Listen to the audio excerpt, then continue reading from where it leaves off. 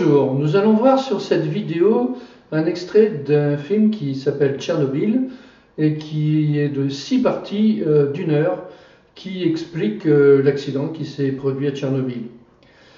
Alors après Tchernobyl, il y a eu Three Mile Island, il y a eu Fukushima. Dans tous les cas, ce sont des accidents qui n'étaient pas prévus parce qu'au départ, on indique que tout est prévu dans les centrales nucléaires, toutes les protections sont possibles, tout est prévu, organisé, il ne va rien se produire, il n'y a qu'un risque sur des millions qu'il se produise un accident. Alors on s'aperçoit que sur à peu près 500 centrales, il y a eu plus de 5 accidents énormes. Par conséquent, le risque d'accident dans une centrale nucléaire est de moins de 1% et non pas 1 sur plusieurs millions comme scientifiquement il est dit et répété. Les accidents nucléaires sont quotidiens. Il y a de plus en plus de retombées radioactives un peu partout et les gens sont de plus en plus affectés au niveau de la thyroïde, puisque la première incidence d'un accident nucléaire, c'est l'iode 131 qui vient se saturer, enfin présaturer ou plutôt ce qui vient se mettre dans la thyroïde quand il est absorbé dans l'air. Le lévothyrox, c'est tous les éléments identiques issus de la thyroxine, est devenu le 4e médicament le plus vendu au monde parce qu'il y a de plus en plus de problèmes de thyroïde qui sont enlevés entièrement, en moitié. Et il y a actuellement 1 personne sur 5 qui est affectée au niveau de la thyroïde par des retombées radioactives issues des innombrables et inexistants accidents de centrales. Autour des centrales nucléaires, il faut savoir qu'il y a des alarmes au niveau des gendarmeries en cas d'accident nucléaire. Eh bien, elles sont toutes stoppées parce que quand elles se mettent en fonction, et c'est assez régulier, eh bien, on ne sait pas quoi faire. Donc, on laisse faire. En France, où on a plus de 50 centrales nucléaires, il est bien entendu qu'il n'y a qu'une seule solution, c'est de les faire stopper. Mais là, c'est plus facile à dire qu'à faire. Quoi qu'il en soit, regardez ce petit extrait et vous comprendrez mieux déjà les effets d'un accident nucléaire. Par la suite, évidemment, il n'y a guère qu'une solution, c'est de le faire savoir pour faire changer les opinions. On sait que dans le futur, il n'y aura plus que 3% d'énergie nucléaire quand les gens seront plus informés, éduqués et que ça ira jusqu'au niveau de l'État. Mais pour le moment, on est dans les 80% d'énergie nucléaire et donc il risque fort d'y avoir ce genre d'accident encore et encore.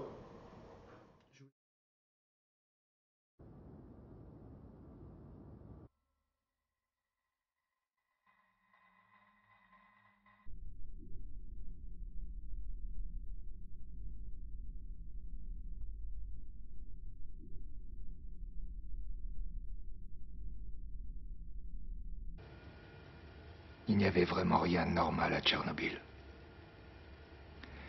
Ce qui s'y est passé, ce qui s'est passé après, même nos actes héroïques, tout cela était insensé.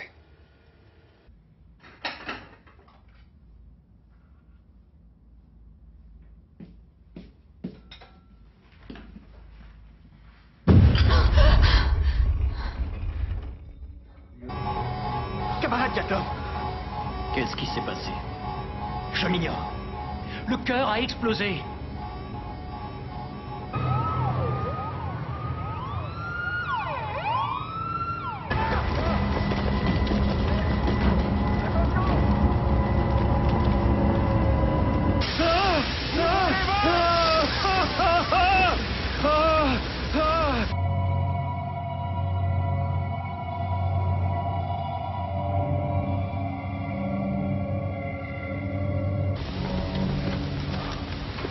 Vassili, c'est par là, tout droit. Jusqu'en haut et on entre.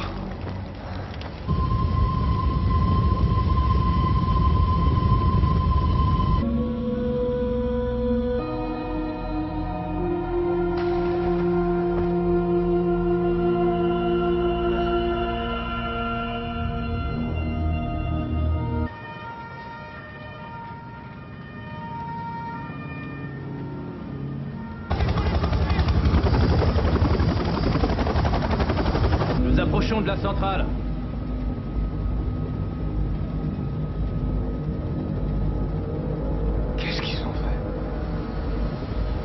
voyez l'intérieur? Je n'ai pas besoin. Regardez, il y a du graphite sur le toit. Tout le bâtiment est éventré. Le cœur est à l'air libre. Ces comprimés d'iode vont protéger votre thyroïde des effets néfastes de la radioactivité. Prenez un comprimé par jour tant qu'il vous en reste. Et partez vers l'est. Le plus loin possible de Minsk. Ce n'est pas 3 Röntgen. C'est 15 000. Qu'est-ce que ce nombre signifie? Il signifie que le cœur est à l'air libre. Ce qui veut dire que le feu que nous voyons libère presque le double des radiations relâchées par la bombe sur Hiroshima. Et ça, toutes les heures, heure après heure. 20 heures depuis l'explosion, soit l'équivalent de 40 bombes larguées à présent. 48 demain. Et ça ne s'arrêtera pas. Pas en une semaine et en un mois. Le cœur va se consumer et répandre son poison jusqu'à ce que ce continent devienne inerte. Ce n'est pas un feu en vérité. C'est une fission du réacteur qui atteint plus de 2000 degrés. La chaleur fera instantanément s'évaporer l'eau. Alors comment on l'éteint?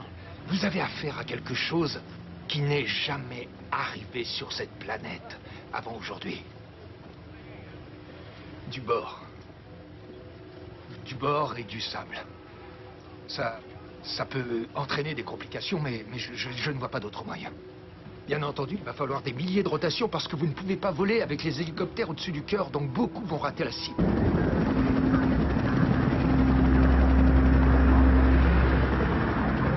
approchons de la zone de largage. Hélico 1, vous devez garder une distance de sécurité d'au moins 10 mètres.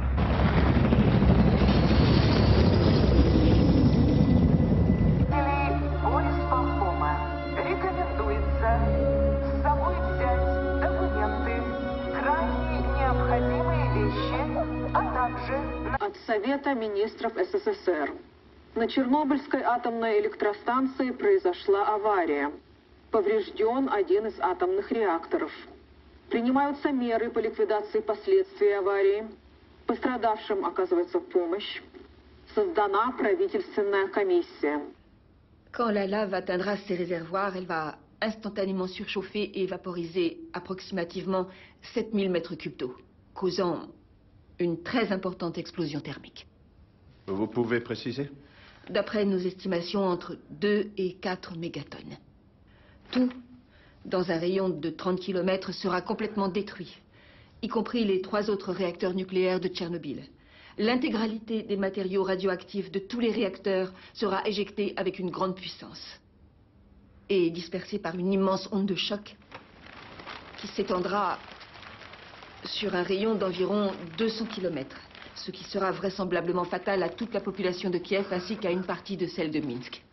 Les retombées radioactives seront terribles et auront un impact sur les républiques socialistes soviétiques d'Ukraine, de Lettonie, de Lituanie, de Biélorussie, ainsi que la Pologne, la Tchécoslovaquie, la Hongrie, la Roumanie et presque toute l'Allemagne de l'Est.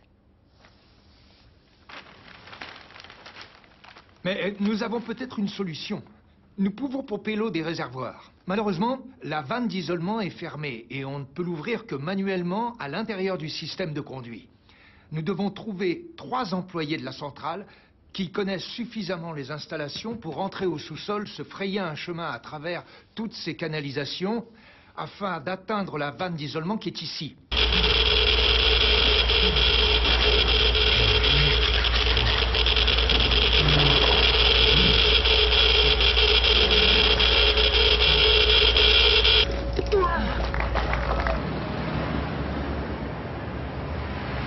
Je crois que t'as de la visite.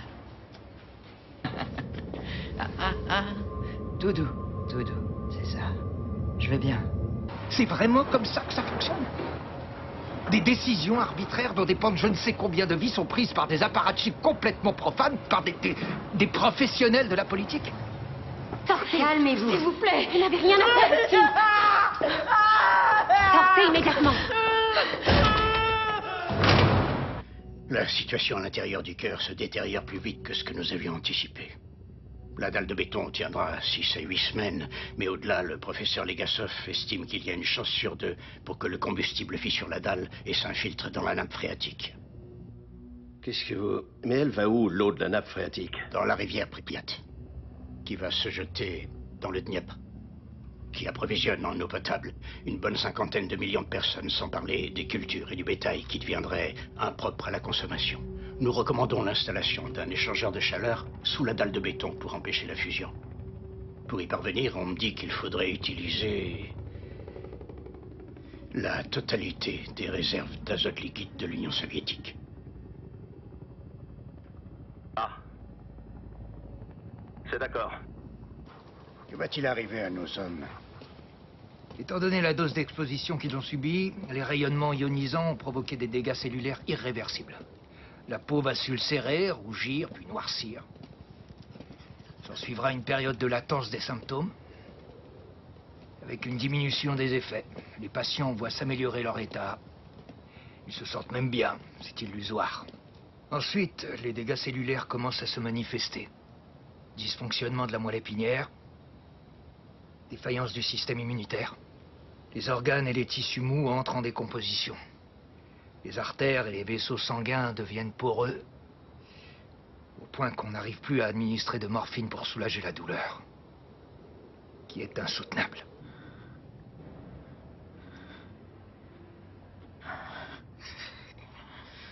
Pas qu'on se touche. C'est trop risqué.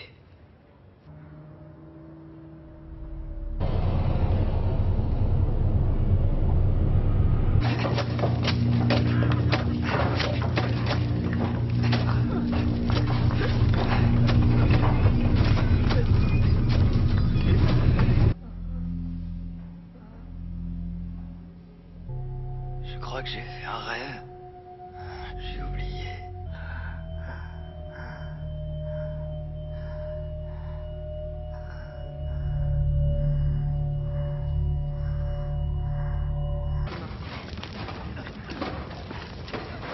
Une quantité très importante de débris radioactifs s'étend sur un périmètre d'environ 2600 km² et va contaminer la population. Toute la région doit impérativement être évacuée de toute urgence. Tous les animaux qui sont encore en vie à l'intérieur de la zone, qu'ils soient domestiques ou sauvages, doivent être considérés comme contaminés et abattus immédiatement afin de prévenir la propagation des radiations et des maladies. Chaque rocher, chaque bout de végétation et même la Terre elle-même ont absorbé des quantités mortelles de radionucléides qui seront charriés par le vent ou la pluie s'ils demeurent exposés. Il faudra donc raser des forêts tout entières et il faudra aussi arracher la couche supérieure de terre pour l'ensevelir dans un cimetière de déchets d'environ 100 km². Nous évaluons l'effort de liquidation à 3 ans environ, avec une main-d'œuvre de 750 000 hommes, dont un certain nombre de médecins et d'ingénieurs structures. Combien de morts, selon vous? Des milliers, voire même des dizaines de milliers.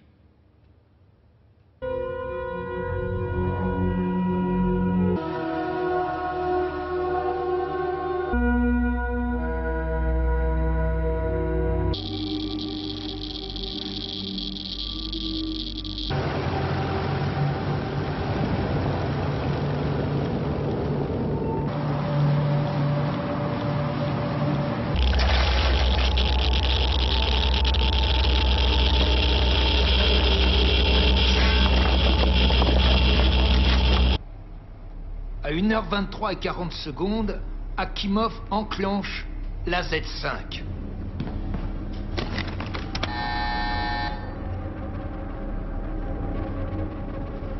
Toutes les barres de contrôle qui avaient été retirées ont commencé à retourner dans le réacteur. Ces barres sont faites de bore qui réduit la réactivité, mais pas à leurs extrémités. Leurs extrémités sont faites de graphite qui accélère la réactivité. Pourquoi?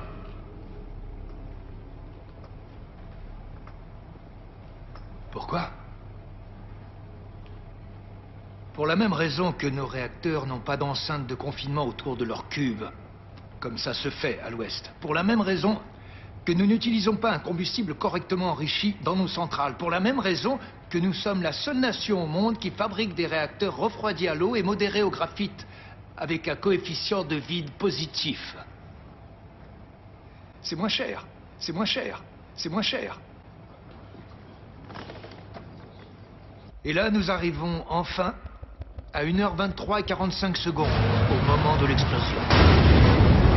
Le couvercle est immédiatement éjecté du réacteur. L'oxygène s'y engouffre. Il se combine avec l'hydrogène et surchauffe le graphite. L'enchaînement d'erreurs menant à la catastrophe est arrivé à sa conclusion.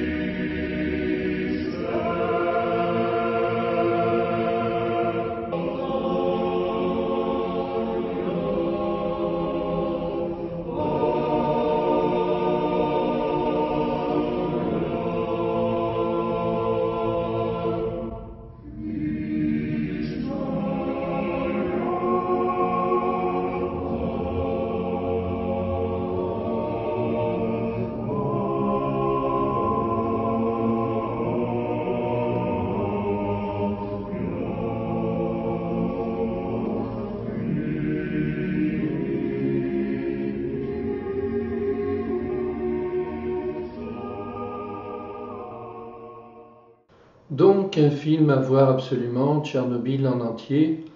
Il est de 6 heures, et donc beaucoup plus complet évidemment sur l'ensemble du film. Voyons maintenant ce qui s'est passé par la suite. Partout en Europe, c'est l'alerte. Partout, sauf en France. Il faut bien faire la différence entre le possible et le réel. Lors de l'accident, l'anticyclone des Açores s'est développé. La météo affirme qu'il restera jusqu'à vendredi prochain suffisamment puissant pour offrir une véritable barrière de protection. Je me souviens, j'étais présentateur du journal de 13 heures au moment de la catastrophe de Tchernobyl et on nous expliquait que le nuage était cantonné à Tchernobyl et à ses alentours et qu'il n'y avait rien à craindre en France, alors que nous recevions des images de l'étranger dans la bourse d'images qui s'appelle les EVN, qui montraient les journaux télévisés des Suédois, des Allemands et qui prouvaient à l'évidence que ce nuage ne s'était pas arrêté aux frontières. À Copenhague, il y a une véritable ruée dans les pharmacies où l'on vient se procurer des tablettes d'iode pour se protéger des retombées radioactives. Ça va au-delà de l'inquiétude. On peut demander une menace. Là, voilà, on peut demander au docteur Pellerin. Oui. Je viens d'apprendre ce que vous nous dites sur le comportement des Scandinaves. On a fait tellement de catastrophisme sur le plan du nucléaire qu'on risque de déclencher des paniques. Alors je voudrais bien dire ici clairement que même pour les Scandinaves, la santé n'est absolument pas menacée. C'est un phénomène que nous suivons tous, toutes les personnes compétentes dans ce domaine. À l'époque, c'était que les gens du nucléaire qui faisaient les mesures pour eux-mêmes. Et là, on s'est dit comment avoir l'information. Et je me suis adressée à la fac de Villeurbanne, où il y avait un institut de physique nucléaire. Donc on est parti avec, vous voyez, des salades, du sol, de l'eau, du lait, et puis on arrive à la fac. Et puis on met donc les échantillons devant le spectromètre et puis on s'aperçoit que là tout le monde surpris, le prof de fac lui-même, on voyait, vous voyez, tous les rayonnements, notamment le césium qui montait sur le spectre et on s'est aperçu que tous les échantillons qu'on avait étaient contaminés en césium-137. Puis il y avait du ruthénium, il y avait de l'iode, etc. Et le prof de fac lui-même qui se dit mais c'est pas possible, pourquoi la Drôme est contaminée, pas nous? Il est descendu sur la pelouse de la fac, prélever justement des échantillons et voir que là aussi il y avait une contamination. Les gens disaient souvent mais si c'était dangereux on nous l'aurait dit. Eh ben c'est dangereux et cette contamination risque de vous provoquer des cancers de la thyroïde dans les années qui viennent. Mais on me disait mais c'est pas vrai du tout, etc. Qu'est-ce qu'il y a eu? Il y a eu explosion de cancer de la thyroïde. Je crois qu'ils ne voulaient absolument pas alarmer la population française, parce que ce qui se passait à Tchernobyl, ça pouvait remettre en question le programme nucléaire français. Ça ne menace personne actuellement, sauf peut-être dans le voisinage immédiat de l'usine, et encore, c'est surtout dans l'usine que je pense que les Russes ont admis qu'il y avait des personnes lésées. En France, comme vous venez de voir, bien sûr, tout va bien, et les scientifiques spécialisés vous informent toujours très bien, comme cet extrait vous le rappelle. Alors je voudrais bien dire ici clairement que même pour les Scandinaves, la santé n'est absolument pas menacée. C'est un phénomène que nous suivons tous, toutes les personnes compétentes. Voici maintenant encore plus de précisions quant à l'épandage des déchets radioactifs de cet accident, que ce soit le césium-137, mais aussi l'iode-131, bien sûr, qui était à l'origine des cancers de la thyroïde. Le 26 avril 1986 à 1h23, un très grave accident se produit sur le réacteur 4 de la centrale de Tchernobyl, en territoire ukrainien de l'Union soviétique. Au total, ce sont près de 12 milliards de becquerels qui, en 10 jours, partent dans l'environnement. Les rejets radioactifs les plus importants se produisent au moment de l'explosion du réacteur et s'élèvent jusqu'à plus de 1200 mètres de hauteur. Les rejets se poursuivent jusqu'au 5 mai sous l'effet de l'incendie consécutif à l'accident, puis de l'énergie dégagée en continu par le cœur détruit du réacteur. Entre le 26 avril et la mi-mai 1986, le panache dissémine des éléments radioactifs sur la plupart des pays d'Europe. Dans un premier temps, le vent emporte vers le nord-ouest les matières radioactives rejetées le 26 avril. Parvenu au-dessus des pays baltes, puis de la Scandinavie le 28 avril, ce panache est rabattu vers l'est, puis vers le sud, ramenant les polluants vers l'Europe centrale et les Balkans. Le panache correspondant au rejet du 27 avril se dirige vers l'Europe de l'Ouest, l'Allemagne, la France et le nord de l'Italie, où il parvient entre le 30 avril et le 5 mai. Il est ensuite repris par un vent du sud qui le conduit sur les îles britanniques, épargnant ainsi l'Espagne et le Portugal. Les rejets émis par la centrale à partir du 28 avril sont emportés vers l'est et le sud en direction de la Russie, du Caucase, de la Méditerranée orientale et de l'Europe centrale. Ce faisant, les matières radioactives correspondant aux différents rejets et trajectoires se mélangent pour former une masse d'air contaminée qui recouvre la majeure partie de l'Europe à des concentrations de plus en plus faibles avec l'accroissement des distances. Mais ce n'était pas le premier accident. Il y en avait déjà eu avant, et bien sûr, comme vous verrez, il y en a eu encore d'autres après. Le 28 mars 1979, le jour d'une catastrophe nucléaire, nous sommes en Pennsylvanie, aux États-Unis, à la centrale de Three Mile Island. Il est 4 heures du matin et c'est à ce moment-là que les pompes du système de refroidissement de la centrale tombent en panne. Un incident qui provoque une fusion partielle de l'un des 2 réacteurs. Vous imaginez si la situation est inquiétante. Oui, on imagine quand même qu'il y a une procédure pour chaque panne dans ce genre de centrale. Oui, et en l'occurrence, il faut libérer les soupapes de sécurité. Mais les choses ne se passent pas comme prévu. Cette manœuvre va provoquer l'émission de vapeur d'eau radioactive dans l'atmosphère. Donc on évacue la population ? Non, les autorités préfèrent organiser une conférence de presse pour la rassurer. Ah oui. Aucune inquiétude selon les officiels, le taux de radioactivité dans l'air n'aurait rien de nocif. Seulement au fil des heures, les informations qui parviennent aux habitants de la région deviennent contradictoires. La NRC, l'autorité de sûreté nucléaire américaine, communique mal. Elle est ambiguë sur le danger potentiellement encouru. On ne sait donc plus qui croire et par précaution, les femmes enceintes, les enfants sont finalement évacués. Alors évidemment, cette mesure n'a rien de rassurant. C'est bientôt la panique et même l'affolement. 200 000 personnes vont quitter la région. On est donc le 28 mars 1979. Est-ce qu'on connaît aujourd'hui exactement la gravité réelle de la situation ? Vous savez, c'est toujours compliqué de le savoir précisément. Les études sont contradictoires, mais l'accident a été classé de niveau 5 sur une échelle de 7. Ça vous donne quand même une idée. Il a totalement traumatisé l'Amérique. Le président Carter va devoir annoncer dans la foulée l'annulation des projets de centrales nucléaires en cours. Le programme nucléaire américain marque le pas et 7 ans plus tard, c'est l'Europe qui sera à son tour traumatisée avec Tchernobyl. Mais enfin ça, c'est une autre histoire. Concernant Tchernobyl, il est une particularité, c'est que ce nom veut dire absinthe. Le Tchernobyl, en traduction, veut dire absinthe. Or, dans la Bible, au niveau de l'Apocalypse de Saint Jean, il y a un extrait qui parle justement de l'absinthe comme étant une des catastrophes, des plus grosses catastrophes de la fin des temps. Donc il est écrit dans la Bible, Apocalypse 8, 11, « Le nom de cette étoile est absinthe. Le tiers des eaux fut changé en absinthe, et beaucoup d'hommes moururent à cause de ces eaux, parce qu'elle était devenue amère. » Lorsque le 3e ange a sonné de la trompette, une grande étoile qui brûlait comme un flambeau est tombée sur le tiers des fleuves et sur les sources d'eau. Cette étoile s'appelle absinthe. Le tiers des eaux de la terre est changé en absinthe et deviennent amères. Cela entraîne la mort de beaucoup d'hommes. Après Three Mile Island et Tchernobyl, on a eu Fukushima pour ce qui est des 3 plus célèbres catastrophes nucléaires.